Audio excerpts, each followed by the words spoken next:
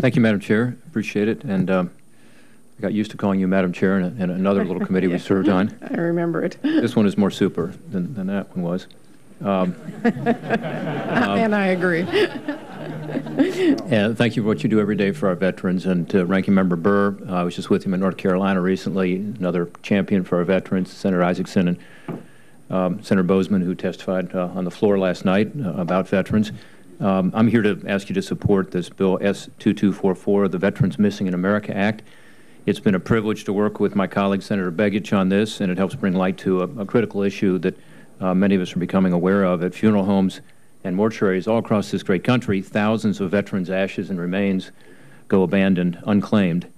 And in response to these unfortunate circumstances, a handful of veteran service volunteers began this project called Missing in America Project.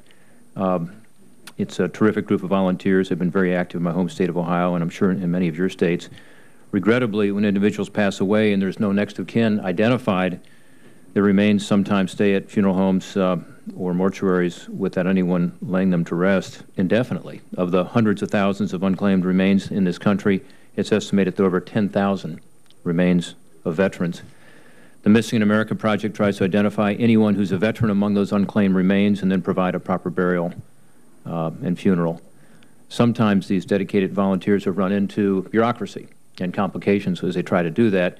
It's a noble cause, but due to the limitations on third-party involvement, it's become difficult for them. So this legislation attempts to address these complications, recognizing their tireless work and dedication, and in cooperation with numerous veteran service organizations, have put together a legislative approach here that we think will help identify unclaimed remains and ensure that the Department of Veterans Affairs will work with these volunteers to see every veteran receives the respect that they deserve.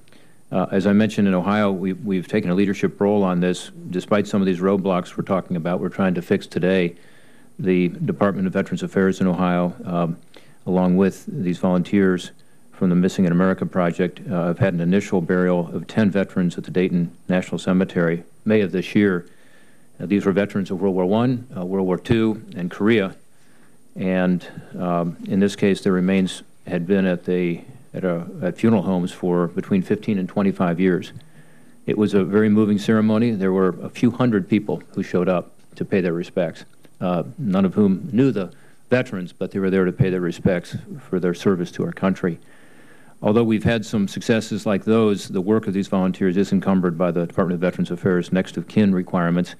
The bill therefore directs the Secretary of Veterans Affairs to work with veteran service organizations to assist entities in identifying veterans eligible for burial in a national cemetery.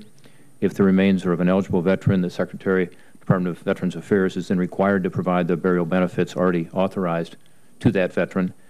It's important to note to this committee that since we introduced the legislation with Senator Begich in March, and along with our counterparts in the House, there is companion legislation in the House.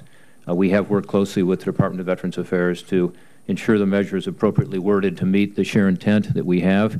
And through those discussions and their technical suggestions, we have amended the language, including refining the burial eligibility criteria to ensure that benefits are provided to qualifying veterans. We stand ready to submit these technical amendments and refinements to the committee during your markup of the bill.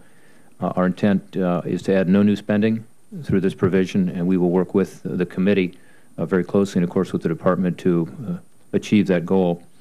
I'm proud to say the National Association of State Directors of Veterans Affairs has expressed support for the Missing in America Project and has urged our nation's leaders to take action. Additionally, this effort has the support of the National Funeral Directors Association and the American Legion. Those who gave their life in service to our country deserve an honorable burial, and this bill is a step toward ensuring that eligible veterans do receive that burial in a national cemetery, given the respect that they rightly deserve. Thank you very much for the opportunity to testify on that this morning, and I look forward to working with the committee on this going forward, along with all the other good work that you're doing. While I'm here, Madam Chair, I'd also like to thank you for having S-3238 on the docket this morning.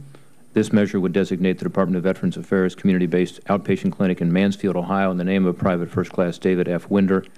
I'm pleased to co-sponsor this measure along with Senator Sherrod Brown as we seek to honor this Medal of Honor recipient from Vietnam who provided medical aid to his soldiers in Vietnam and died in doing so. So again, thank you for your help on both of these important pieces of legislation, and I look forward to working with the committee further. Okay, thank you very much, and I will